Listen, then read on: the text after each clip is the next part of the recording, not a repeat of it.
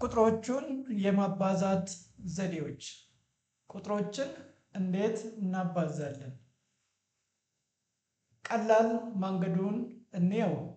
ለምሳሌ 21 ስኩዌር ወይንም 21 ሲባዛም በ21 ካለን እንዴት እናባዛለን? መጀመሪያ እኩል ይሆናል እንልና ሶስት መስመሮችን በዚህ መልኩ እናስቀምጣለን። ሶስት መስመሮችን ካስቀመጥን በኋላ የአንድ ቤት እቺ ሁለት ቁጥርን ስኩዌር አድርገን የመጀመሪያው መስመር ላይ እናስቀምጣለን። ከዛ የመጨረሻዋ የአንድ ቤቷን ደግሞ ስኩዌር አድርገን እዚህ ጋር የአንድ ቤቱ ላይ እናስቀምጣለን።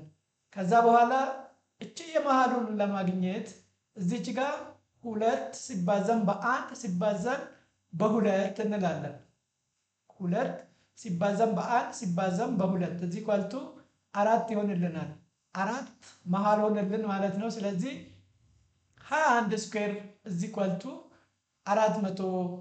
441 ይሆናል ማለት ነው።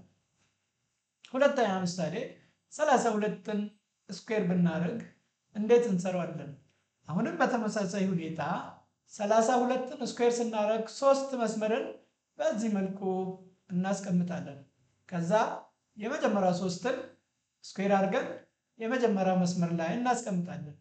ቀጥለን የመጀመሪያ 2ን ስኩዌር አድርገን እዚች ጋር የመጨረሻ መስመር ላይ እናስቀምጣለን። የመሃሉን ደግሞ 3 ሲባዛም በ2 ሲባዛም በ2 እንላለን። 3 ሲባዛም በ2 ሲባዛም በ2 እዚህ ኳልቱ 12 ይሆንልናል። 12 ሲሆን እዚች ጋር 12ን አንጽፍም። 2ን ጽፌ አንድ አለን እንላለን። 2ን ጽፌ አንድ አለን ብለን 1 እና 9ን ስንደምር 10 ይሆናል።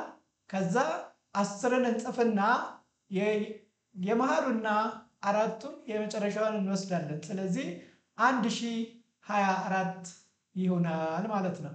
ላይክ፣ ሼር፣ ኮሜንት አድርጉ።